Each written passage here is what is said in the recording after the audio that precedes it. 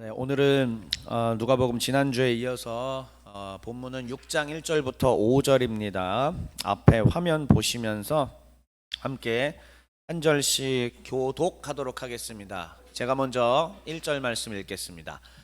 안식일에 예수께서 밀밭 사이로 지나가실새 제자들이 이삭을 잘라 손으로 비비어 먹으니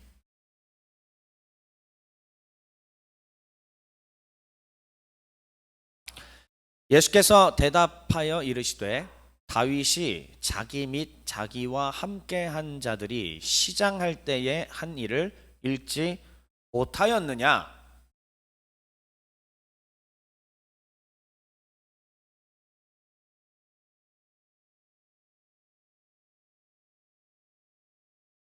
5절 같이 읽겠습니다. 또 이르시되 인자는 안식일의 주인이니라 하시더라. 아멘. 오늘 찬양 시간 때부터 계속 좀 말씀을 드렸지만은 지난주에 메시아 선언이 저에게는 굉장히 큰 의미였었습니다. 제가 여러분들한테 또 끌고 있는 형제사역단 선교단체에게서도 계속 책을 쓰겠다, 교재를 만들겠다, 뭔가 체계화를 시키겠다라고 말은 했지만은 거짓말로 일관한 세월이 수년이 흘러갔습니다.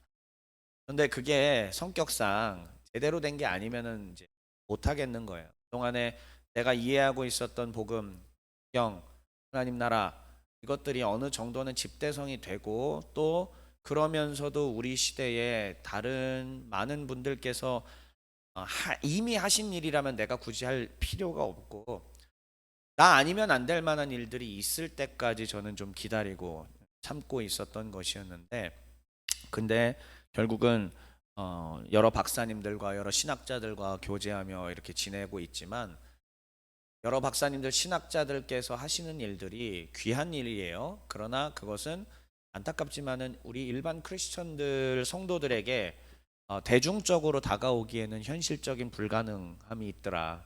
읽기에 진입장벽 너무 어렵고 그리고 그래서 좀 이렇게 얘기하긴 좀 그렇지만은 어쩔 수 없이 그들만의 리그가 될 수밖에 없는 그런 상황에서 어떻게 하면은 이 내용들을 쉽게 전달하고 알리고 신앙의 뼈대를 세워서 앞으로 한국 개신교회가 21세기에 침체되어 있는 정말 무너져 있는 지금 이 시대를 딛고 반등해서 후손들에게 어떻게 하면은 올바른 교회를 물려줄 수 있을까 이런 고민을 하다가 이제는 거의 때가 되었다라는 생각이 들었습니다. 그게 메시아 선언이었던 거예요. 메시아 선언을 통해서 성경의 큰 그림을 그렸고 또 그 내용들이 복음의 가장 핵심이라는 것을 여러분들이 지난주에 들으셨고 셀 모임 할 때 경험을 아마 하셨을 겁니다. 그래서 이제 저는 계속 이 첫 단추를 메시아 선언으로 끼웠기 때문에 오늘은 제목이 뭐냐면 같이 읽어볼까요? 메시아 권능 시작. 메시아 권능. 네, 메시아 선언에 이은 메시아로서의 그러면 어떠한 사역을 하셨느냐, 그 사역 가운데 어떠한 권능이 드러났느냐를 좀 말씀드리면서 순차적으로 흘러가고자 합니다. 메시아 선언에 대한 내용은 이제 뒤에서 조금 더 다시 한번 복습 차원에서 말씀드리겠고요. 우리의 강론의 계획이 지금 제가 모든 걸 다 짜고 나서 하면 좋겠지만은 현실적으로 좀 어려워서 조금씩 해나가고 있습니다. 그래서 오늘은 지난주에 이어서 메시아 권능이고 요점은 예수님의 초기 사역 가운데 드러난 메시아로서의 권능이 무엇인가, 무슨 권능을 행하셨는가. 권능하면은 벌써 여러분들 기적적인 일들 다 생각하고 계시잖아요. 맞아요. 그런데 그 기적의 이면에는 메시아로서의 의미가 담겨 있어요. 우리 성도들이 이것을 성경을 그냥 읽는 동안에 어떤 분들은 발견하실 수도 있지만은 또 어떤 분들은 발견하지 못하고 지나갈 수 있습니다. 그래서 하나님은 성경교사인 저를 통하여 오늘 여러분들에게 그 예수님의 초기 권능사역 이면에 있는 참다운 의미, 메시아로서의 의미가 무엇인지를 여러분들에게 알리고자 하셨으리라 좀 믿습니다. 그래서 최선을 다해서 충실히 제가 그 사명을 감당을 하겠고요.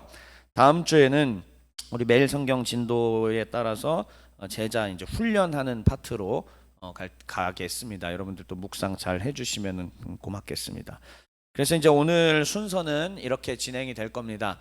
지난주에 했던 하나님 나라 재건을 위한 메시아 선언에 대해서 복잡하진 않게 요점만 간략하게 다시 한번 말씀드리고요. 그리고 오늘 말씀드렸던 예수님 메시아로서의 초기 사역에 대해서 한눈으로 다시 보고 본문 보겠습니다. 그리고 정리하도록 하죠. 첫 번째입니다. 하나님 나라 재건을 위한 메시아 선언. 지난주에 우리는 이 화면을 통해서 성경이 뭘 말하고 있는 책이냐, 아래 보시면 성경의 핵심 뭐라고 써 있죠? 같이 읽어볼게요. 시작. 네, 성경은 다양한 관점으로 다양한 주제로 정리할 수 있겠지만은 이 성경 이야기 자체, 이야기 플롯의 구성의 자체만 가지고 정확하게 이야기하자면은 하나님 나라가 건국되고 무너지고 재건되는 과정을 그리고 있는 것이라고 볼 수 있습니다. 틀림이 없습니다. 이건 확실하고요. 큰 이견이 없습니다. 그런데 이 하나님 나라가 건국되었다라고 하는 것은 여러분들이 아시다시피 에덴 동산 처음에 하나님께서 아담과 하와를 지으시고 완전하신 하나님의 왕권 통치가 이루어졌던, 자 다시 한번 어디에 제가 힘을 주었죠? 완전하신 하나님의 왕권 통치죠. 그게 이루어진 게 곧 하나님의 나라인 건데 아담이 하나님과의 언약을 어겨서 붕괴됐어요. 그것은 또 다른 말로 하자면 하나님의 왕권 통치가 어떻게 되었다? 붕괴되었다라는 것을 의미하는 것이고, 하나님이 아브라함을 부르시고 이삭을 부르시고 야곱을 부르시고 모세를 부르시고 다윗을 부르시고 이스라엘 나라를 세우시고 그 이후에 펼쳐지는 구약 성경의 모든 이 스토리들은 하나님 나라를, 붕괴된 하나님의 나라를 다시 재건하기 위한 하나하나의 빌드업의 과정, 최종 골을 넣기 전까지 계속 수비 라인부터 패스하면서 계속 미드필드 라인에서 공이 오가면서 결국은 공격수의 발과 머리로 공이 가지 않겠습니까? 결국은 그 최종 재건, 그때를 향하여 빌드업해가는 과정이 바로 구약 성경이라고 말씀드릴 수 있습니다. 그리고 그 최종 골, 최종 딱 골이 터졌다, 이제 하나님 나라가 다시 세워졌다라고 얘기하는 것은 예수 그리스도의 죽으심이 아니라 죽으심 이후에 3일째 되던 때에 부활 사건이었습니다. 부활로 인하여서 최종적으로 골이 터진 거예요. 그러니까 지금 예수님이 이 땅에 오셔서 공생애를 3년 동안 하셨지 않습니까? 그 기간은 이렇게 이해하시면 돼요. 저 수비 라인부터 미드필드를 거쳐서 딱 공이 왔어요. 그리고 이제 이 페널티 박스까지 오면서 거기서 계속 이제 막 이제 터질랑 말랑, 곧 슈팅 때릴랑 말랑 하는 그런 상황이라고 보시면 돼요. 이제 예수님이 이 땅에 오신 것은 거의 그런 상황이고, 예수님께서 십자가에서 죽으신 것은 뭐냐면은 최종 크로스가 올라온 상황인 거고, 그리고 예수님의 부활은 뭐냐면은 헤딩으로 골을 넣는 그런 장면이라고 비유적으로 말씀드리는 거예요. 하나님 나라가 그렇게 해서 재건이 된 것이다라는 것으로 이해하시면 되겠습니다. 그러면 재건되는 데 있어서의 조건 무엇이 있었죠? 지난주에 했던 내용입니다. 자, 다른 것은 좀 다 잊어버리시고 맨 아래에 하나님 나라 재건 조건만 좀 볼게요. 결국은 이게 조건이 갖춰져야 하나님의 나라가 되는 겁니다. 첫째, 하나님의 왕권 통치가 어떻게 다시 회복돼야 됩니다. 그러면은 하나님의 왕권 통치, 다시 말하면 하나님이 직접 다스리시는 왕권 통치가 이루어져야 되는데, 하나님이 어떻게 보위에 오르실 거냐, 그것을 하나님은 어떤 방식으로 선택하셨냐면은 아들을 보내서 아들을 왕으로 세워서 그 일을 하시기로 결정하신 겁니다. 그래서 예수 그리스도께서 오신 것이고, 예수 그리스도께서 빌라도와 십자가 지시기 전에 빌라도와의 대화에서 뭐라고 얘기하시죠? 나는 왕이다. 그 선언이 뭐냐면은 나는 하나님의 나라에 하나님을 대신하는 왕으로서 왕권 통치를 하러 온 것이다. 지난주에 말씀드렸죠. 아담은 무슨 역할이었냐면 아담도 왕의 역할이었어요.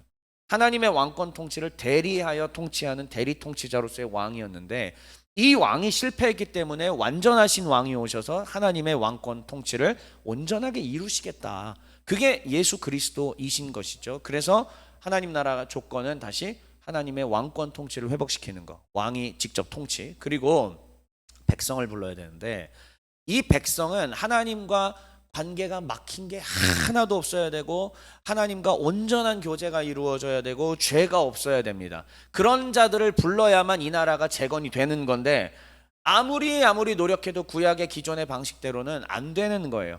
그렇기 때문에 하나님께서 이 모든 것을, 자, 왕도 있어야 되고 백성도 있어야 되는데 이거를 다 이루시기 위해서 아들을 인간으로 보내셨던 겁니다. 그래서 아들 우리 주 예수 그리스도께서 인간으로 오셔서 왕의 통치로서 왕권 통치도 하신 것이고, 십자가의 죽으심으로 죄를 사하서 의로운 주의 백성들을 부르는 일까지, 대속 제사까지 드리는, 이거를 한 몸으로 다 이루신 것이죠. 그러니까 하나님이 예수님을 보내실 수밖에 없었던 까닭이 여기에 있습니다. 그래서 예수 그리스도의 오심으로 인하여 하나님 나라가 재건되었다라는 것, 이게 재건의 조건이었었습니다. 그래서 우리는 핵심 질문이 지난주에 뭐였었냐면은, 어떻게 해야 하나님이 직접 통치하실 수 있는가, 어떻게 해야 백성들이 무죄 판결을 받을 수 있는가였고요. 방금 답은 다 드렸습니다. 그리스도께서 인간으로 오셔서 이 땅 가운데 모든 인간의 죄를 다 그 몸에 짊어서 대속 제물이 되시면 됩니다. 그런데 구약의 제사하고는 달리 불완전하니까 또 드리고 1년마다 또 드린 건데, 또 드릴 필요가 없는 완전한 제사 한 번 드리면 끝나는 거잖아요. 그리스도의 피는 흠이 없는 피요, 그리스도는 완전하시기 때문에 완전한 제물로서 흠 없는 제사를 드렸기 때문에, 그래서 하나님의 거룩한 백성들을 의롭게 만들고, 죄인이었던 그들을 거룩한 백성으로 의롭게 만들고, 또 그들을 불러서 하나님을 대신하여 왕권 통치를 하실 수 있었다라는 것까지, 이게 바로 지난주에 드렸던 이야기입니다. 오늘은 이제 이 흐름 속에서 이해하셔야 되는 거예요. 자, 예수께서 그래서 나사렛 회당에 들어가서 회당 그 두루마리를 가져다 주는 것을 읽었을 때에 어떻게 하셨냐면, 이사야 61장 부분을 읽어주셨고, 이것이 오늘날 너희의 귀에 들렸고 응하였다라고 얘기를 했죠. 그게 메시아 선언이라고 얘기했습니다. 그러니까 이제 하나님 나라 재건이 완전히 거의 임박했다, 꼴 터지기 직전까지 와 있다, 이루어질 거다, 예수님의 그 선언이었고, 그러면 이 3년의 공생애 동안에 골 넣기 직전까지 3년 동안 그럼 예수님은 뭘 보여주실 것 같으세요, 여러분? 이 기간 동안에는요, 뭘 보여주실 거냐면, 하나님 나라가 재건되었을 때의 왕권 통치, 영광의 통치가 일어나는 것을 3년 동안에 예시적으로 미리미리 보여주실 거란 얘기지. 그러니까 이때 이후에 일어날 그 영광의 하나님의 나라를 여기서 미리미리 보여주시는 거예요, 이 3년 기간 동안. 자, 그러한 흐름 속에서 이제 우리는 오늘 이야기를 보겠습니다. 자, 두 번째, 그래서 메시아 초기 사역으로 이제 온 거예요. 자, 우리는 지금 갈릴리의 길에 대해서 보고 있는데, 그 갈릴리의 길 중에서 지난주에는 4장에서 말했던 나사렛 회당에서의 메시아 선언을 본 거고, 이제 그 이후에 예수님께서 갈릴리에서 무엇을 하셨느냐, 가버나움 사역을 통해서 가르침과 기적을 행하시고요, 그 다음에 5장에서 6장 16절까지 제자를 소집을 하십니다. 오늘의 본문은 바로 여기에 해당하는 거예요. 제자를 부르시기는 하는데, 제가 이것을 화면으로 준비를 이따가 나오긴 하는군요. 이따가 좀 자세히 더 설명드리고, 그래서 제자를 소집하셨는데 그 제자 소집의 이야기들 사이에 예수님의 초기 사역이 또 그 안에 들어가 있어요. 그래서 도대체 메시아로서 뭘 하셨냐? 선언은 했잖아. 선언하신 이후에 도대체 무슨 행동을 하셨고, 그건 어떤 의미가 있느냐, 이것을 이해하시면 되겠습니다. 그리고 다음 주에는 제자 훈련 파트로 가서 제가 강론 계속 이어나가도록 하겠습니다. 자, 그러면은 예수님의 메시아 초기 사역, 이것을 한번 보시고요. 자, 5장 1절부터 6장 16절 전체는 제자 소집인데, 맨 위에 5장 1절부터 5장 11절 뭐라고 써있죠? 제자 소집이죠. 자, 5장 11절까지 제자 소집. 그 다음에 6장 12절부터 16절은요, 제자 임명이죠. 자, 그러니까는 이 이야기 자체가 하나님이 이미 누가를 통해서 우리에게 이 성경을 주셨을 때 이 스토리 구조 안에 이미 답이 다 있는 거예요. 그러니까 요 안에 지금 제자를 소집하고 제자를 임명하시는데, 그 제자 소집과 임명 사이에 무슨 스토리가 있냐, 예수님의 초기 사역 스토리가 들어가 있는 거예요. 그러면 그 예수님의 초기 사역 스토리에 뭐가 있었느냐, 마태에서도 봤던, 마가에서도 봤던 다 그 내용들, 우리가 어릴 때부터 들어왔던 그 내용이 있는데, 일단 뭐냐, 자, 첫 번째, 누구를 치유해요? 나병 환자 치유하십니다. 그러면 나병을 치유했다라는 것은 일단은 가시적으로는 몸을 치료한 거죠. 그렇죠? 두 번째, 중풍병자, 너무 유명하죠. 다 아는 얘기죠. 어릴 때부터 많이 들어오셨죠. 자, 중풍병자 치유 사건, 이것도 뭘 고치신 거죠? 육신을 고치신 겁니다. 자, 그런데 그 다음에 등장하는 게 세리는 텍스 콜렉터, 그러니까 세금을 걷어들이는 사람입니다. 그런데 이 당시에 텍스 콜렉터는 사람들의 미움을 샀죠. 왜냐? 로마 정부의 임명을 받아서 자기 동포들에게, 유대인에게 그걸 걷어들였던 사람이거든요. 그런데 과하게 걷어들여서 많은 재산을 축적했기 때문에 민족의 반역자라고 미움을 사는 자였습니다. 여기서는 누가복음에서는 그의 이름을 뭐라고 얘기하냐면은 레위라고 이야기를 하고, 그것은 아마 그의 본명이었을 거고, 우리는 그 사람을 또한 다른 책에서는 어떻게 알고 있습니까? 마태, 세리 마태라고 얘기합니다. 우리가 알고 있는 마태. 그래서 이 세리가 주님께 나와서 나도 좀 고침 받을 수 있습니까? 나도 주님의 은혜를 좀 입을 수 있습니까? 얘기할 때 오케이, 너도 가능하다라고 얘기하면서 치유받는 그런 사실은 마음이 치유받는 사건이거든요. 이게 마음이 치유받는 사건. 자, 그러니까 지금 보시면은 예수님의 초기 사역을 보면은 고치시고, 그다음에 몸을 고치시고 마음을 고치시는 것들이 나오는데, 자, 하나 더 있어요. 자, 제가 이런 표현은 뭐 다른 책에 있는지 모르겠는데 저는 이거를 단호하게 담대하게 좀 썼습니다. 자, 무슨 치유? 마지막? 네, 절기치유. 절기치유 해놓고 괄호 열고 뭐라고 써 있죠? 율법이에요. 율법마저도 예수님께서는 고쳤다라는 뜻입니다. 여기서의 말하는 율법이라고 하는 것은 당연히 구약의 모세 율법이겠죠. 근데 그 모세의 율법은 절대적인 권한을 갖고 있는 거예요. 유대인들에게는. 이스라엘 사람들에게 이 율법, 모세 율법은 너무나 절대적인 권한을 갖고 있는 그러한 위치에 있는 건데, 예수님은 지금 그것을 손을 대시면서 뭐 하시겠다?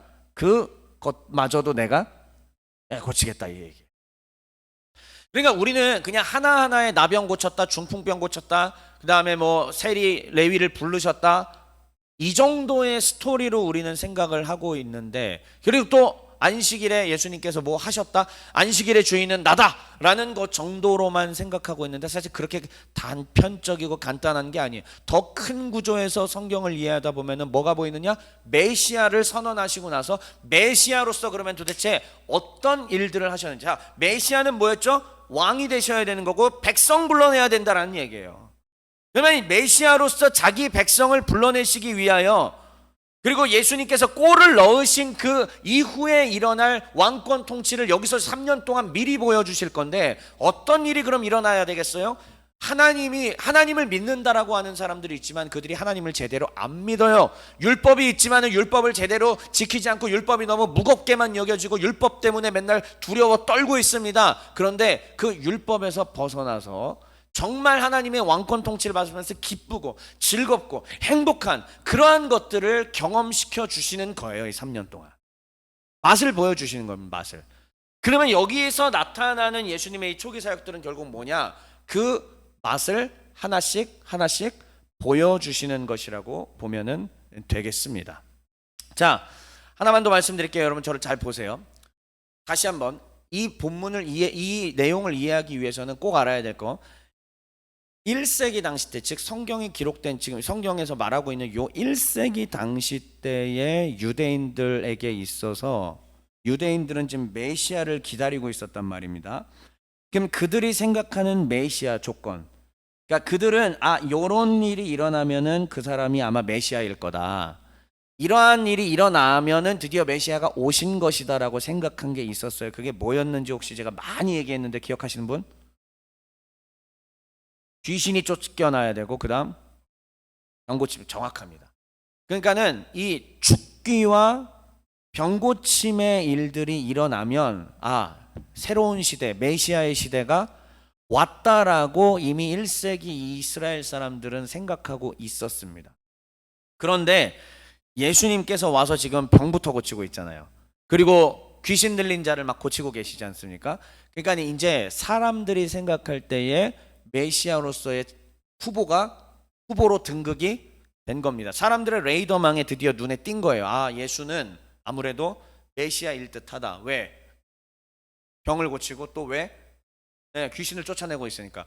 우리가 기다렸던 바로 그 메시아가 맞는 것 같은데, 자, 좋습니다. 그런데 거기서 예수님께서는 그치셨던 것이 아닙니다. 이들이 생각했던 메시아라고 하는 것은 병고침과 귀신 쫓음으로 인해서 로마 제국으로부터 벗어나서 열방들이 다 이쪽 이스라엘로 몰려드는, 그래서 이스라엘이 온 세상을 통치하는 강력한 군사 지도자로서의 그 메시아를 이들은 꿈꾸고 기다렸단 말이에요. 그런데 예수님께서 하시려는 건 처음부터 그게 아니에요. 무너진 하나님의 나라를 재건시키는 일, 하나님의 왕권 통치를 회복시키는 일을 하셔야 되는 거니까 그 인간들의 아주 얄팍한 지엽적인 생각에 머물러 있을 수가 없는 것입니다. 예수님은 그것을 넘어서서 하나님 나라 재건을 해야 돼. 그러려면은 하나님의 거룩한 백성을 불러야 됐던 거죠. 백성을 부른다는 건 뭐야? 결국은 이들이 마음이 치유돼야 돼요. 이들이 율법에 짓눌려 있다? 그러면 이들이 하나님을 어떻게 생각할 거예요? 그동안 이스라엘 백성들이 그 오랜 세월 동안 각종 율법에 그냥 고역에 시달리고, 그러니까 이게 우리 그 이집트 왕자 같은 거 만화 보면은 막 이게 뭐 피라미드 짓는다 뭐 한다 하면서 과중한, 그러니까 마치 율법이 그렇게 사람을 짓눌러 버리는 수준까지 와 있다면은, 그럼 그 율법을 주시는 하나님하고 이스라엘 백성들은 어떤 관계일까요? 이게 진짜 완전한 사랑? 완전한 이 말이 안 되잖아요. 그래서 예수님께서는 그것을 지금 다 회복시켜내시는 작업을 이 공생의 3년 동안에 행하고 계시다라는 것입니다. 그러다가 그 결정타가 뭐냐면은 심지어 안식일마저 건드려 버리시는 거예요. 이건 이제 뒤에서 이제 본문 이제 얘기할 때 조금 더 자세히 얘기할 건데, 간단하게만 여기 보시면은, 자, 그러니까 안식법보다 누가 더 크다? 성전법이 더 크고요. 성전법보다 누가 더 크다? 예수님이 크다. 여러분, 안식일이, 일단 저거는요 제가 지금 설명 안 합니다. 이 뒤에 본문 때 나올 거니까. 자, 그러면 밑에 안식일이 괴롭히려 있냐라는 이 질문에 대하여 성도 여러분들 뭐라고 답변하실 거예요? 주일 예배. 자, 일주일에 한 번씩 지금 주일 예배 드리러 와야 돼. 물론 안식일이랑 같은 개념은 아니지만 이것이 사실 하나님이 우리에게 괴롭히려고 하시는 걸까? 7일에 한 번씩 와서 예배드리고 하나님 찬양하고 하나님의 창조하심과 구속을 기억하라라고 하는 것이 백성들에게, 정말 자기 자녀들에게 피곤하게, 힘들게, 과중하게 그렇게 괴롭혀서 거기서 쾌감을 얻으시려고 하나님께서 그렇게 하신 걸까? 아니겠죠. 그런데 이미 이 당시에는 그렇게 돼버린 겁니다. 그래서 예수님은 이거를 원래의 모습으로 돌려놓겠다라고 하신 것입니다. 자, 그래서 예수님의 초기 사역을 한마디로 좀 말씀드리자면은 뭐냐면은 하나님 나라의 재건이 돼가고 있다라는 것을 보여준, 새 시대가 이미 오고 있다라고 하는 것을 알려준 것입니다. 자, 그러면 오늘 본문 한번 볼게요. 자, 오늘 본문 이야기입니다. 오늘 누가복음 본문은요 사실은 마태복음 12장이랑 비교해서 보면은 조금 더 풍성하게 볼 수 있고요. 혹시 셀 모임 하실 때 시간 되시면은 마태복음 12장까지 같이 보시면 더 좋겠습니다. 자, 그래서 누가복음은 왜냐면 조금 빠져 있는 축약된 것들이 좀 있기 때문이에요. 자, 1절과 2절 먼저 여러분들 소리 내서 읽어 주세요. 시작.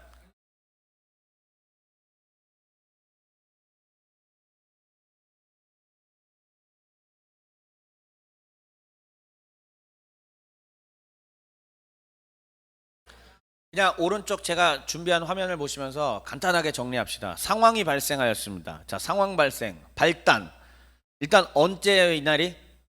안식일입니다. 자, 흔히 알고 있는 안식일에는 안식일의 율법 뭐예요? 아무 일도 하지 말고 쉬어라 이거잖아요. 자, 일단은 제자들이 밀밭 사이로 지나가고 있는 안식일이었습니다. 다시, 그리고 제자들도 역시 이스라엘 사람, 유대인. 예수님도 유대인. 주변 사람 다 유대인. 모세 율법 지켜야 되는 사람들. 그럼 안식일은 어떻게 해야 되는 날? 쉬어야 되는 날. 오케이, 좋습니다. 이게 그들의 사회적 통념이었습니다. 자, 전개. 그런데 예수님의 제자들이 갑자기 거기를 밀밭 사이를 지나가고 있다가 이삭을 잘라 먹었어요. 이삭을 잘라 먹었다라고 하는 것은 우리가 그냥 봤을 때는 도둑질이 돼 보이기도 하지만은 사실은 구약의 율법에도 보면은 가난한 사람들을 위해서 이삭을 좀 남겨두는 그런 풍습이 있었습니다. 아마 그것에 기인한 것이라고 생각이 되고 도둑질로 보이지는 않습니다. 자, 예수님의 제자들이 이삭을 잘라 먹었습니다. 일을 한 거예요, 안 한 거예요? 일단 일을 한 거잖아요. 자, 그러니까 1세기 이 당시에 통념에 의하자면 지금 어떤 상황? 어긴 거예요, 예수님 제자들이. 그러면 메시아의 후보의 레이다망에 올라온 예수와 그를 추종하는 제자 세력이에요. 그런데 그들이 지금 뭐를 어기고 있다?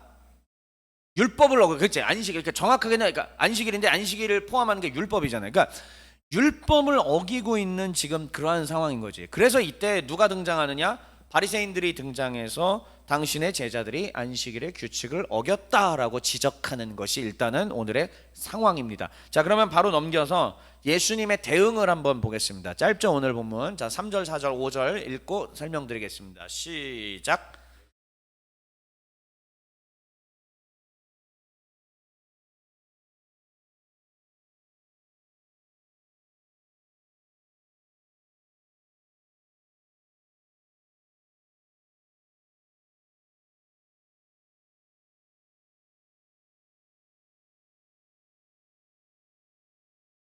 네, 일단은 마태복음 12장 1절부터 8절을 여러분들이 후에 좀 같이 병행해서 보시면 더 풍성할 겁니다.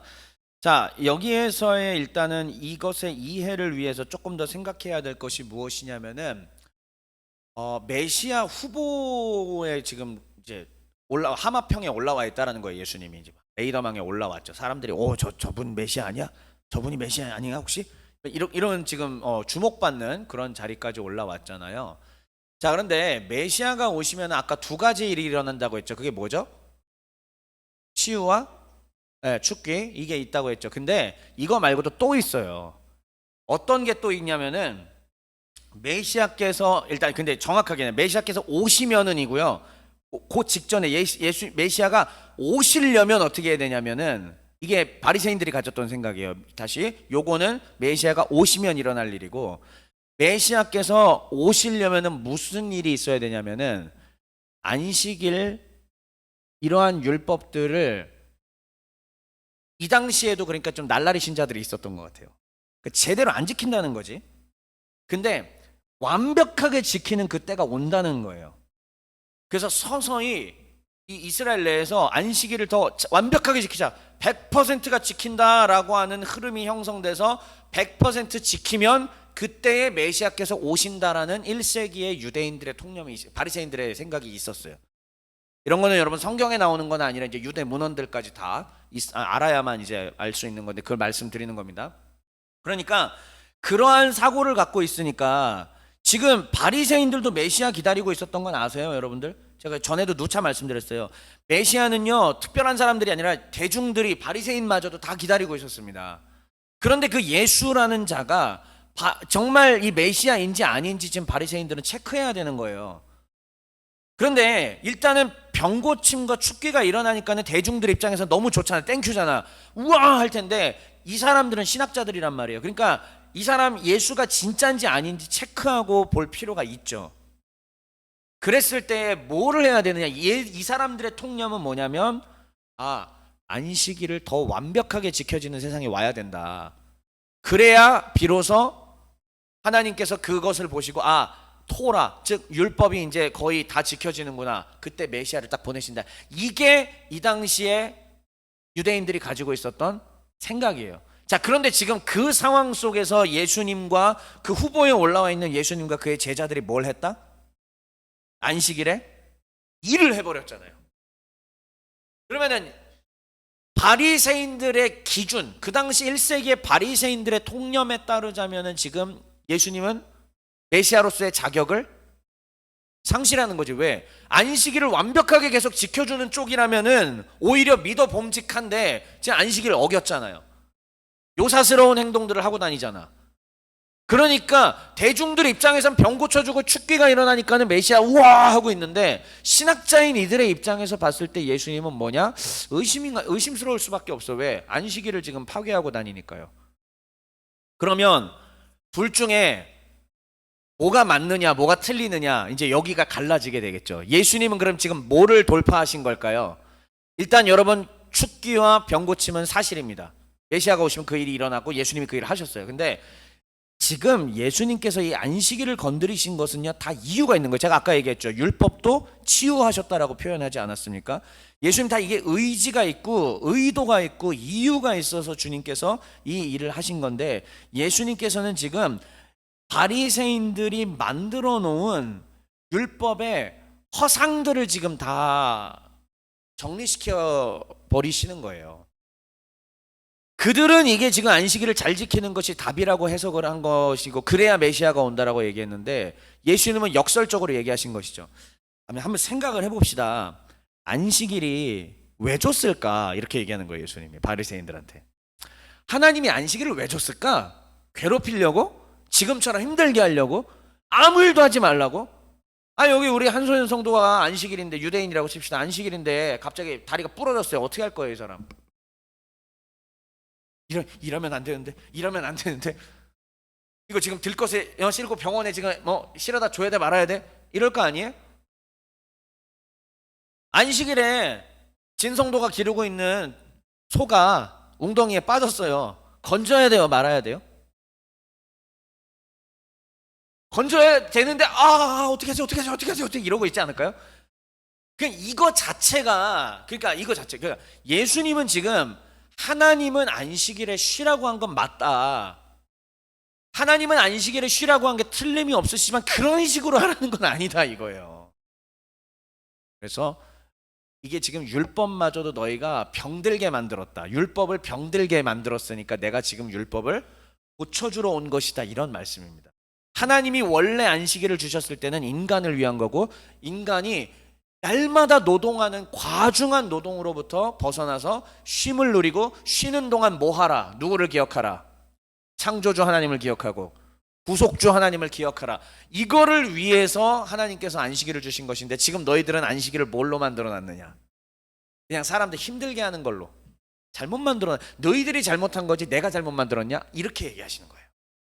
그래서 예수님께서 이것을 증명하시기 위해서 드셨던 비유들이 뭐냐면은, 첫째, 사무엘상. 자, 다윗이 사울에게 쫓겨나서 도망치잖아요. 도망쳐 다닐 때 이게 도망가자마자의 딱 그 스토리거든요. 다윗이 허업직업, 그죠? 배도 고프고 어떻게 하지 했을 때, 거기 들어갔을 때 이제 먹을 것 좀 달라고 했을 때, 제사장만 먹어야 되는 게 이제 그 성소 안에 올려갔던 그 진설병이거든요. 근데 이거를 줬어요. 먹었어요.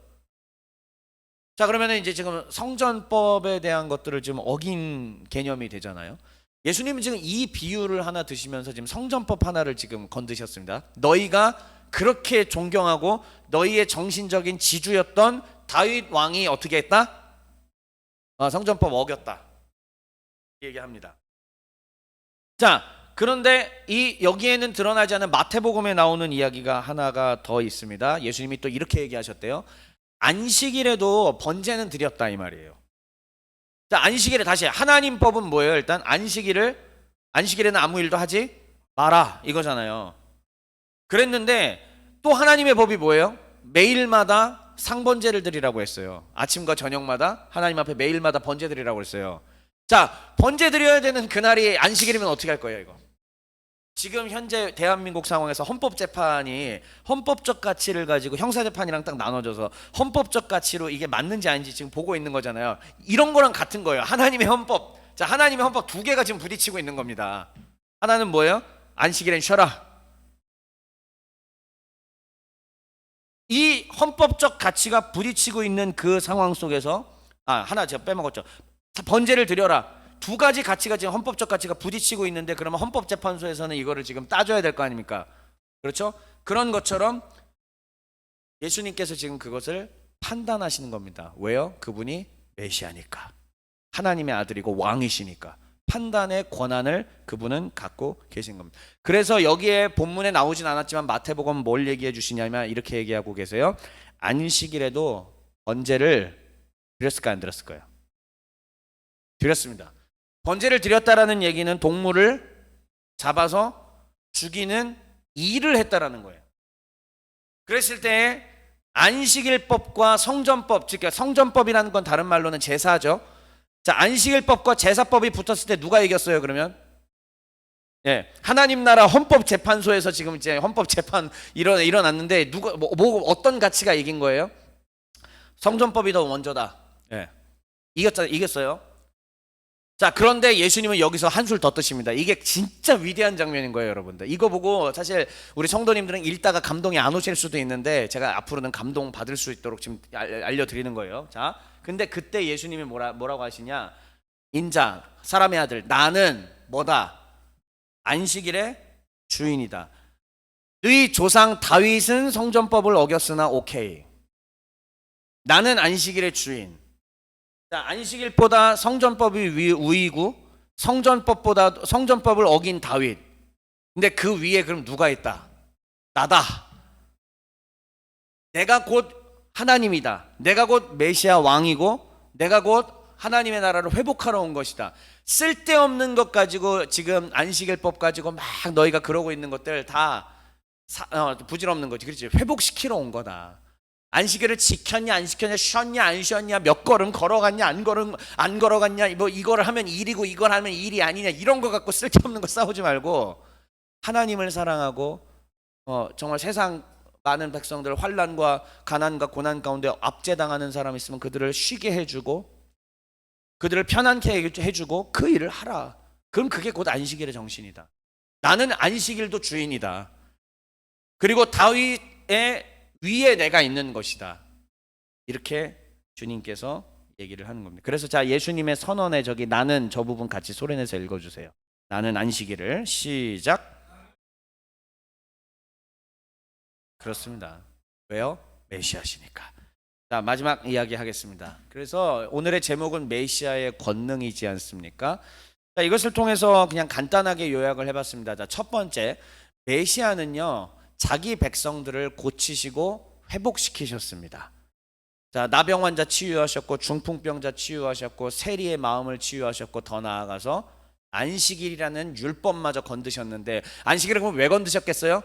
그러면 안식일 지금 건드셨으니까 이제 그 밑에 있는 백성들은 어떻게 되는 거야? 일소에 다 이야 장군 이렇게 되겠죠. 기뻐가지고 해방되는 거잖아요. 풀려나는 거잖아요.